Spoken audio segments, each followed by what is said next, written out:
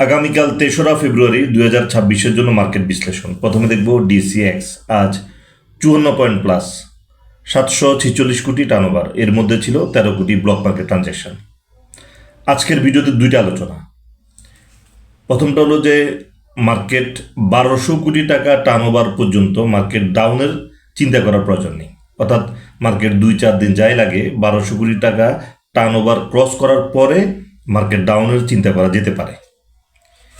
এছাড়া মার্কেটে যে আমাদের মার্কেট বাড়ানোর জন্য যে আন্দোলন হয় সেটা না করে মার্কেটের টার্নওভার বাড়ানোর জন্য আলোচনা করা যেতে পারে। অর্থাৎ আমরা যখনই মার্কেট ডাউন হয় তখনই আমরা আন্দোলন করি যে মার্কেট বাড়ানোর জন্য।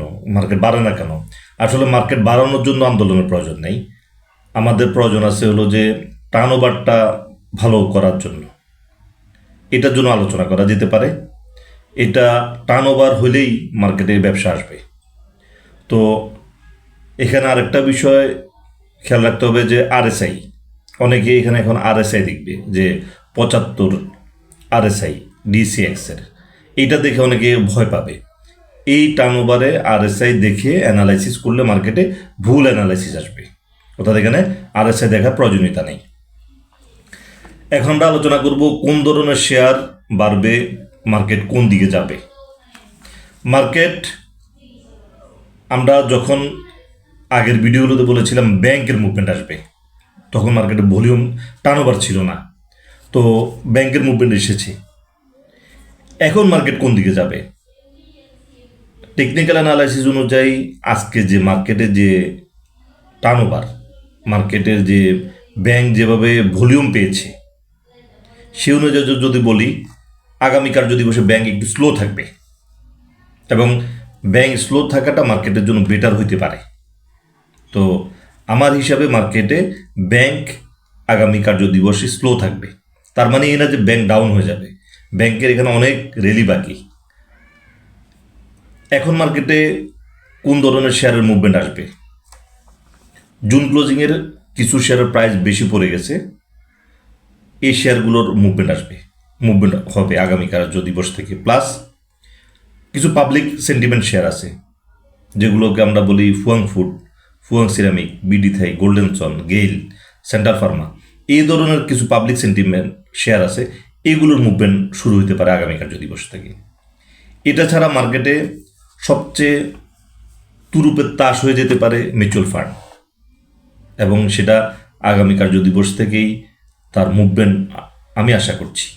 এর আগেও আমি আরেকবার বলেছিলাম যে মিউচুয়াল ফান্ডের মুভমেন্ট আসবে, কিন্তু আসে নাই ওই সময়টাতে। এখন এখানে যেটা আজকের যে মুভমেন্ট দেখা গেছে, টোটাল ওভারঅল মার্কেটের টার্নওভার সব কিছু মিলিয়ে জুন ক্লোজিংয়ের একটু মুভমেন্ট আসবে।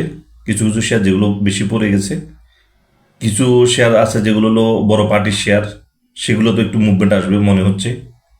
এছাড়া মিউচুয়াল ফান্ড ডেফিনেটলি আমাদের জন্য একটা ভালো প্রফিটেবল সেক্টর আমাদের জন্য ওয়েট করছে মিউচুয়াল ফান্ড। পাশাপাশি ব্যাংক,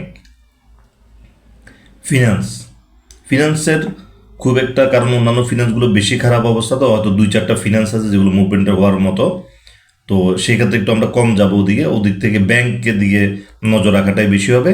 এবং ডেফিনেটলি মিউচুয়াল ফান্ড আমাদেরকে প্রফিট দিবে এবং ভালো প্রফিট দিবে। মার্কেট নিয়ে চিন্তা করার কিছু নাই। মার্কেটে এখন আরএসআই দেখার প্রয়োজন নেই।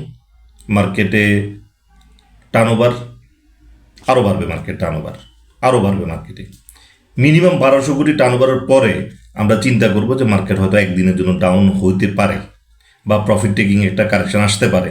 সেটা মিনিমাম ১২০০ কোটি আমার মনে হয়, আমার যেটা অ্যানালাইসিস, মিনিমাম ১২০০ কোটি টার্নওভার হওয়ার পরে হয়তো একটা মার্কেটে একটা প্রফিট টেকিং একটা একদিন বা কয়েক ঘন্টার জন্য একটা কারেকশন আসতে পারে।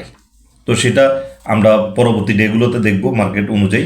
তবে আগামী কার্যদিবসও টেকনিক্যাল অ্যানালাইসিস অনুযায়ী ডেফিনেটলি মার্কেট ভালো থাকছে, এবং মার্কেটে জুন ক্লোজিংয়ের কিছু কিছু শেয়ারের মুভমেন্ট শুরু হবে। অর্থাৎ এখন হলো যে যেসব শেয়ারগুলোতে পাবলিক সেন্টিমেন্ট দেখা যাবে, এই ধরনের শেয়ারগুলোতে মুভমেন্ট আসবে। ব্যাংক একটু স্লো থাকবে এটা আমার অ্যানালাইসিস অনুযায়ী আগামী কার্য দিবসে। তার মানে এই না যে ব্যাংক ডাউন হয়ে যাবে, ব্যাংক এখান থেকে মুভমেন্ট আসবে।